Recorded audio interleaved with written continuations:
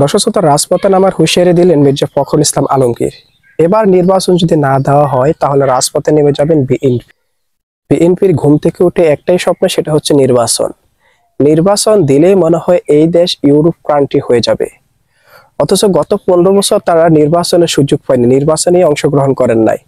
আর সেই বিএনপি এখন নির্বাচনের জন্য তালবাহানা করে বসেছেন।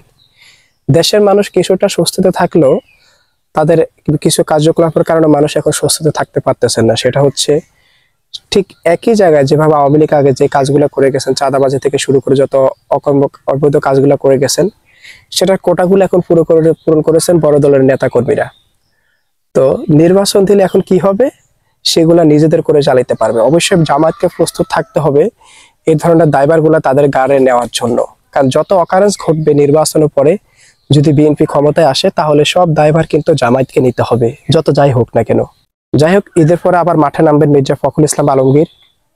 রাজপথে নামার হুঁশিয়ারি দিলেন। ডক্টর ইউনূসকে প্রস্তুত থাকতে হবে, আর বিশেষ করে জামায়াতকে প্রস্তুত থাকতে হবে দায়ভারগুলো কাঁধে নেওয়ার জন্য।